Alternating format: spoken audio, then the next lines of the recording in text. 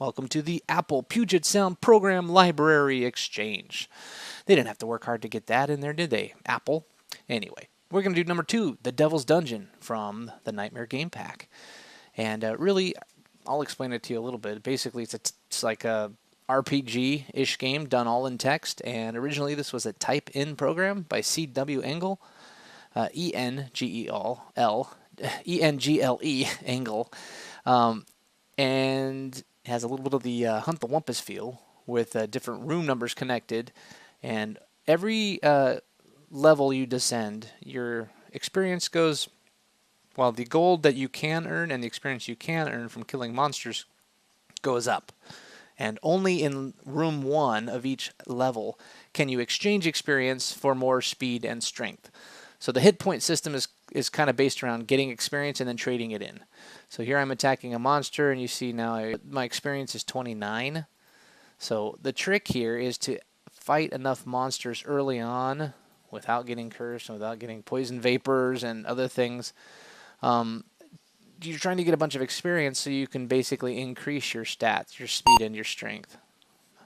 I don't like the fact that if you make a mistake, it gives you syntax error. That's basic for you. But every room, there's a random distribution of like poison gases you're seeing. There's demons lurking in some rooms, and then there's monsters and gold in various rooms. And really, you're just kind of jumping from room to room here.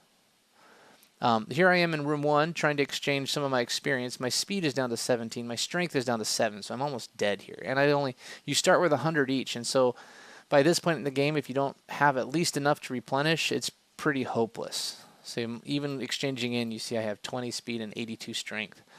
And so a lot of the randomness in the game is it can be really tough to get started. So I got poisoned. There I picked up some gold, but the cursed by demon thing dumps your speed way down, sometimes cuts it in half. Poison vapors can kill your strength off. I'm about dead here, strength 38, and like I said, it's hard to get started sometimes. This is a little basic action for you. The monster's still alive. No. The thing about your strength, too, is your strength goes down, you have less of a chance of killing him. So it's a double whammy. My speed is 0. There, alas, you are dead. And that'll kick me back out. And I'll have to select number 2, the Devil's Dungeon again, right there on the menu. So let's try it again. Hopefully we'll get luckier. Again, I'm going to jump ahead here to after I was able to get down to level 4. I think as you go deeper in the levels, you're actually much more likely to gain experience faster. So it's kind of a snowball effect, right? And the more strength and speed you have, the easier it is to kill monsters, the faster you get experience to trade up for more strength and speed. So right now you see my experience is 169, my speed is a 30, 126 now, 223, so I'm doing well. My gold is going up, and really the only long-term, because experience is traded for speed and strength, and your speed and strength goes down when you're fighting and moving and getting hit with encounters and stuff like that. The only real lasting measure of your success is the gold. So I'm at 190 gold, as you can see.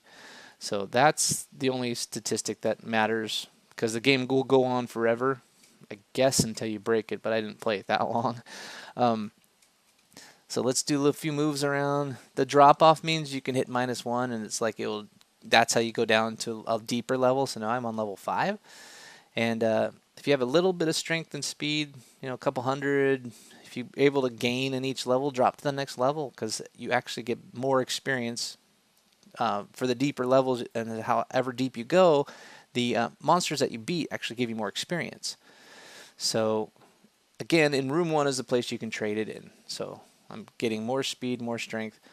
What I found out later too is once you get a lot of experience, you don't trade all of it in at once, because some of the evil demons you encounter like this, right, or some of the poison gas you encounter, it can cut your stuff in half, your strength or speed in half. So don't put it up so high that when you gets cut in half, you don't want to go from 1,000 to 500 and boom, lose it all right at once.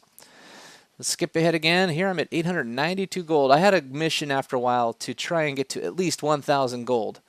And here's where I'm talking about. I have almost 400 strength, almost 400 speed. I have over 3,000 experience because I stopped trading it all in once you're doing well enough. And you can see I'm down to level 19. So here we are trying to get to, yeah, I want to add a little more here, and we're trying to get to that 1,000 gold marker. That was my goal that I'm trying to reach. So let's see if we can make it to the 1,000 gold mark. So there's a drop off going down one more level. So I'm already to 20 levels down. Ah, see poison vapors. That will kill off your speed and strength. 28 pieces of gold, almost there. When there's a monster, you attack the monster. Your experience can go up. Yep, I'm at 3,500 experience. So we can collect gold by moving. Yep, collected some gold. Every time you move from a room, you collect the gold that was there. It says maximum gold. That's up to that amount. So I can get 39 when I move out of this room. There, I got 25 there. And I am over 1,000. Perfect. Yeah, right there. So finally achieved my goal.